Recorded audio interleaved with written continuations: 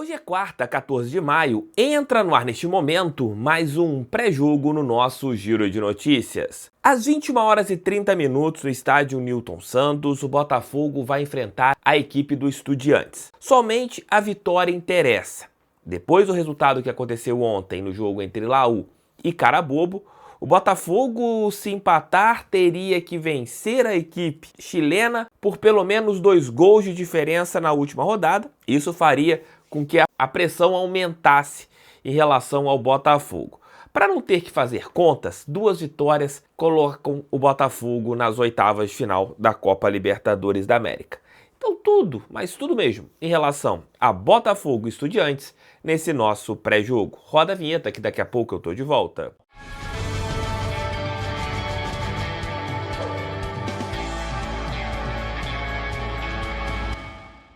Pessoal, dou a dica para vocês da VBet, que é parceira do canal do TF, parceira do Botafogo. Lá você pode fazer seus palpites no jogo do Botafogo ou entre outros jogos. Lembrando, sempre com responsabilidade, não é renda extra, aquele valor que não vai te fazer falta. R$2, R$3, até R$10, aquele valor que você vai fazer o seu palpite. Se você perder, não vai te fazer ali uma falta na hora de pagar uma conta. E se você ganhar, vai dar um dinheirinho ali para você comprar um lanche, para você juntar, para fazer um outro palpite, sempre com responsabilidade. Tô colocando aqui do lado as odds do jogo do Botafogo contra o Estudiantes. Você vê quanto que o Botafogo está pagando e através disso você escolhe aquele valor responsável para fazer a aposta. Se você tiver qualquer propensão a vício, não entre na VBet. Isso mesmo, não entre em nenhuma casa de aposta se você tiver propensão ao vício. Faça seu cadastro na VBet, link no primeiro comentário, QR Code na tela. Hoje, às 21h30 no estádio Newton Santos, Botafogo e Estudiantes. Se você não puder ir ao estádio do Botafogo, você terá 2 maneiras de acompanhar a partida. Uma pela Rede Globo, para boa parte do país, e a outra para todo o território nacional, pela ESPN. Então serão 2 maneiras para você poder ver o jogo do Botafogo. A partida será de suma importância. O nosso grupo está da seguinte maneira, estou colocando aqui embaixo. A equipe da Laú venceu o Carabobo por 4-0, fizeram a parte, algo que o Botafogo poderia ter feito, mas não fez saldo. O Botafogo não pontuou fora de casa contra a Laú e também contra o Estudiantes e tem que jogar tudo no jogo em casa contra a equipe argentina. O grupo está da seguinte maneira, explicando de uma maneira bem rápida para você. Se o Botafogo vencer hoje, vai ter que tirar um saldo de gols da equipe do Estudiantes para chegar na segunda posição. É difícil, mas com uma vitória, o Botafogo dependeria de apenas 1-0 na última rodada contra a Laú, que jogaria pelo empate, para conseguir passar para a próxima fase da Copa Libertadores. Se acontecer um empate hoje, o Botafogo teria que vencer por 2 gols de diferença a equipe da Laú na última rodada no estádio Newton Santos. Se acontecer uma derrota alvinegra, o Botafogo estará eliminado da Copa Libertadores América e irá disputar a Copa Sul-Americana, a fase de playoffs ainda no segundo semestre do futebol brasileiro. Estes são os cenários para a partida de logo mais. A vitória é de suma importância. O Botafogo precisa vencer a equipe argentina hoje no Newton. E a presença da torcida será de suma importância para a gente transformar o estádio Newton Santos em um caldeirão. O técnico Renato Paiva pode manter a escalação que ele fez no último domingo contra a equipe do Internacional, com uma dúvida se jogará Jefinho ou Nathan Fernandes. O provável Botafogo deve ser John, Vitinho, Jair, David Ricardo e Alex Telles, Gregory, Marlon Freitas, Nathan ou Jefinho, Arthur, Cuiabano, Igor Jesus no comando de ataque. O Botafogo, tecnicamente, é superior à equipe argentina. Se a gente conseguir jogar bola, não ter uma ansiedade tão grande, a gente conseguir colocar todas as oportunidades criadas na meta, o Botafogo tem tudo para sair do estádio Newton Santos com um bom resultado e a partir do momento que a gente sair do Newton Santos com um bom resultado, ganhar mais moral para a última rodada da Copa Libertadores América. Mas hoje uma palavra não pode ficar no nosso vocabulário, que é a palavra medo. Hoje é final. O Botafogo tem que jogar como uma final. O atual campeão da América não pode ter medo de ninguém. Tem que jogar como um campeão da América. E quem é campeão tem que colocar aquele velho jargão do futebol, o coração na ponta da chuteira. Tecnicamente, o o Botafogo é melhor do que o Estudiantes. Ficou provado isso na Argentina. Se não fosse um erro do John, que nos salvou várias vezes, talvez o jogo tivesse ficado no empate lá em solo hermano. Mas infelizmente nós não conseguimos trazer nenhum ponto de lá, o que nos obriga a vencer hoje no Newton. Para falar como o Estudiantes vai jogar, chamo meu querido amigo Leonardo Dantas. Fale aí, Léo. Oi, TF, pessoal do canal, tudo bem? Vamos então falar do Estudiantes, porque tem jogo decisivíssimo pela Conmebol Libertadores na noite dessa quarta. Tem sido muito forte na competição continental, mas no campeonato argentino a realidade é totalmente diferente. O time foi eliminado na fase de grupos ainda do Apertura Argentino, não chegou ao mata-mata, ficou em 14º lugar na tabela somada, né, considerando aí os dois grupos. E o time do técnico Eduardo Domingues, além dessa eliminação, não vive um grande momento, o recorte não é dos melhores. Nos últimos 13 jogos, apenas 3 vitórias, todas pela Libertadores, Botafogo, Carabobo e Laú. O que significa dizer que foram 10 jogos seguidos sem vencer no campeonato argentino, o que explica bastante dessa eliminação na fase inicial. Entre os 2 jogos diante do Botafogo, foram 4 jogos, com apenas uma vitória, justamente na Libertadores. Ou seja, um time muito forte, muito decisivo no Continental, mas que tem mostrado muitos problemas no local, no campeonato nacional. Vamos então para a análise tática, considerando aqui algumas coisas especificamente do jogo contra o Botafogo, a derrota alvinegra por 1-0 em La Plata, e também o que o time apresentou de lá para cá. Jogou muito com uma formação reserva, porque já não estava tão bem no campeonato argentino, a eliminação já era questão de tempo, então focou na Libertadores. Isso, claro, atrapalha um pouquinho dessa análise em função dessa formação mais reserva, mas ainda assim dá para pescar algumas coisas. Pensando nos Estudiantes na defesa, então, o principal problema são os espaços nas costas dos laterais. Mesa e Azamendia sobem muito, não recompõem tanto e o espaço no corredor aparece. Ponte, que foi titular naquele jogo, e Telles aproveitaram isso muito bem e foram os responsáveis pela criação das principais chances do Botafogo no primeiro tempo, principalmente fazendo essa bola chegar na área. É claro que faltou a aproximação de alguém do meio campo para essa jogada ser mais trabalhada, mas só o fato de esse corredor aparecer e deles terem aproveitado já é uma característica importante para o jogo do Newton Santos nessa quarta, principalmente porque agora o Botafogo tem a dobra do lado esquerdo. O Telles em alguns momentos chegando como um meia na segunda linha e o Cuiabano espetado como um ponta. E o Meza sobe muito mais o lateral direito do Estudiantes. Então esses dois podem funcionar muito bem nas costas do Meza. Observação importante, Meza e Azamendia, os 2 laterais, são 2 das 4 dúvidas do Estudiantes para esse jogo. 4 jogadores saíram machucados na derrota de 2-0 para o Rosário Central, que foi o último jogo que carimbou a eliminação dos Estudiantes no campeonato argentino. A gente não sabe se terão ainda condição de jogo, vai ser surpresa até a última hora, mas os 2 laterais são dúvida. Se os titulares dão espaço, é provável que os reservas deem ainda mais. Outra coisa específica do jogo contra o Botafogo no primeiro turno é que no segundo tempo, quando o Botafogo, na necessidade, aperta um pouco mais e cria algumas chances de mais perigo, como essas chances acontecem? O Botafogo consegue recuperar a bola ainda no campo defensivo, pressionando a jogada do Estudiantes, e aí faz o lançamento para buscar o contra-ataque. Esses contra-ataques encaixaram. E por quê? Porque o Estudiantes, principalmente pela subida do Meza ao lateral direito, como eu falei, costuma deixar a sua linha defensiva quebrada, em vez de estar com 4, com 3 jogadores.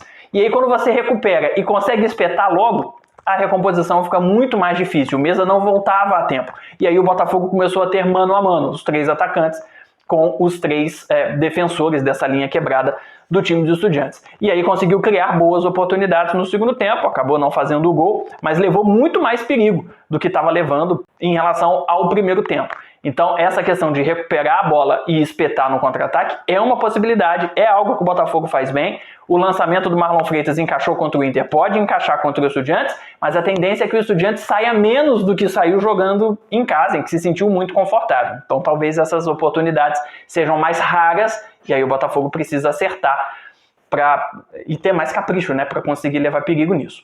Outro ponto importante defensivo, Ascaciba. É um bom volante do time do Estudiantes, o capitão. Em alguns jogos no Campeonato Argentino, quando ele não atuou, o time perdeu marcação no meio campo, o que fez aparecer um espaço nessa região central, possibilitando as finalizações de média e longa distância dos adversários. É só a gente lembrar os chutes do Savarino e do Matheus Martins no jogo lá de La Plata, e também o 4-0 que o Estudiantes tomou no Campeonato Argentino para o Argentinos Júniors. Todos os gols foram assim, sinal de fora da área, dentro, mas muito próximo da entrada. é algo que o Estudiantes peca muito. Ascaciba é titular, a princípio não é dúvida para o jogo contra o Botafogo, mas se em algum momento da partida ele não estiver em campo, esse espaço para o chute na entrada da área tende a aparecer. Pensando agora o Estudiantes no ataque. Baseia o seu jogo nos cruzamentos para a área, para o Carrilho, grandalhão, centroavante, mas não são cruzamentos de linha de fundo. Quem cruza vai da intermediária mesmo. Carrilho é uma das 4 dúvidas também. Se ele não jogar, é possível que a gente tenha o Alário, ele tem sido o substituto. O Alário tem mais qualidade com a bola no pé do que o Carrillo, o que não significa que o Estudiantes vai reduzir os cruzamentos, principalmente como visitante, porque é a principal característica ofensiva do time. Está no DNA do time do Eduardo Domingues, independente de quem é o centroavante. Quando articula, a bola passa pelo Palácios. Típico camisa 10, né? O enganche baixinho, muita qualidade, intimidade. Com a bola ela sempre colada no pé, o time procura sempre para que ele faça a transição entre o sistema defensivo e o ataque. Conduziu o jogo, principalmente no primeiro tempo lá em La Plata, e precisa ser marcado de perto pelo time do Botafogo. Outra característica ofensiva importante dos Estudiantes, a aproximação dos volantes. Ascaciba e Neves muitas vezes conduzem o time, articulam, mesmo sendo volantes, se apresentam muito dominando o meio-campo, o que possibilita que os meias abram. E aí essa passagem dos laterais, desses meias abertos, dá sempre muito volume de jogo em todos os setores, com superioridade e a possibilidade de mudanças táticas sem alteração de jogadores. Porque se esses meias estiverem juntos, centralizados, dominando o meio campo e o Estudiantes com a bola, você pode abrir esses meias para que eles façam a função de pontas, deixar os pontas mais espetados ou aproximar esses caras do ataque para dentro da área, enfim. É um mosaico que o Estudiantes tem a seu favor com essa aproximação dos volantes e a abertura dos meios. Chute de fora da área também é muito importante. O próprio Neves, do Palácio, o Ascaciba, vez ou outra. Detalhe importante, fora de casa, nos jogos da Libertadores, a postura dos Estudiantes foi diferente. Apostou muito mais numa linha um pouco mais baixa, em vez dessa linha alta, subindo o volante, se retraiu um pouco mais, não subiu tanto seus laterais, marcou muito bem e aí conseguiu estilingar nos lançamentos longos, buscando o pivô, ou os atacantes de um pouco mais de velocidade. Foi assim que matou o jogo 3-0 contra a Universidade de Chile, todos os gols em saídas rápidas com um contra-ataque fatal. O Botafogo vai ter que ir muito pro ataque, vai acabar se expondo, precisa tomar cuidado para não dar esse campo para o Estudiantes buscar o contra-ataque. Abraço, bom jogo. Obrigado, Léo, por sua participação, sempre atento. 23 horas e 30 minutos, te aguarda aqui no canal do TF para a nossa live pós-jogo. Você vai deixar seu like, vai se inscrever no canal e vai compartilhar esse vídeo em seus grupos do WhatsApp.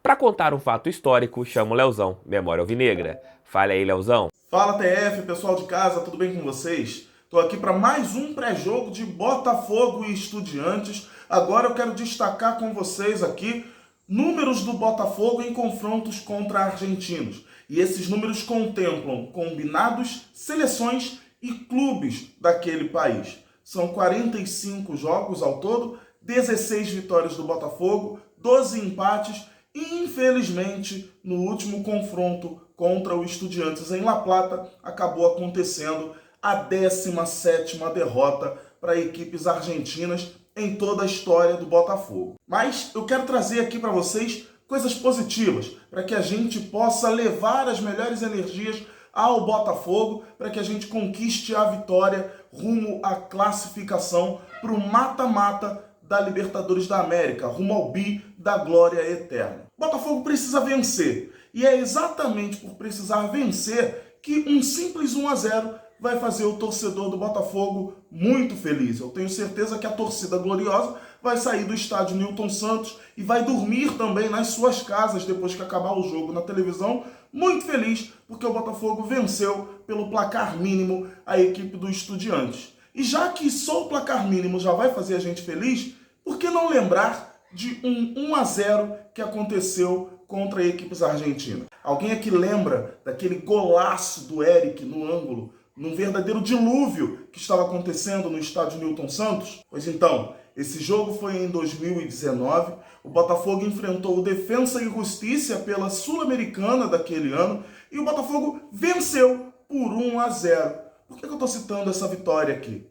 Porque essa vitória de 2019 contra o Defensa e Justiça foi a última vitória do Botafogo contra equipes argentinas jogando no Rio de Janeiro. Então tá na hora do Botafogo reverter isso aí. A gente já teve um duelo com uma equipe argentina aqui no Rio e a gente não foi feliz. É a hora do Botafogo sair mais feliz do campo, é a hora do seu torcedor sair mais feliz da arquibancada e conseguir a vitória contra o Estudiantes nessa Libertadores de 2025. Vitória que já conquistamos contra o Estudiantes na Libertadores de 2017. Então, que 2025, a vitória de 2017, a vitória de 2019 possa se repetir e o Botafogo vença na Libertadores. Espero que vocês tenham gostado dessa minha participação. Grande abraço para vocês, valeu, fui! Obrigado, Leozão, por sua participação. Espero você também em nossa live pós-jogo. 2 recados. Primeiro, para quem for ficar em casa, pensamento positivo. Vamos jogar juntos,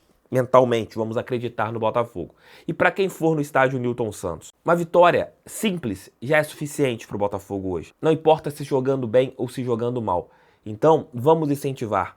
Não vamos passar uma ansiedade para dentro de campo desde o primeiro minuto. Vamos fazer com que o Newton Santos seja um caldeirão para o nosso glorioso. Vamos trazer esses 3 pontos, vamos ficar com esses 3 pontos na nossa casa e vamos fazer do estádio Newton Santos um grande aliado para que isso aconteça logo mais. Tamo juntos, beijos, amo vocês. Se não acontecer nada de relevante, voltarei apenas às 23 horas e 30 minutos com a nossa live pós-jogo que já está programada. Espero vocês, beijos, fiquem bem, pra cima deles, fogão, sempre fogão.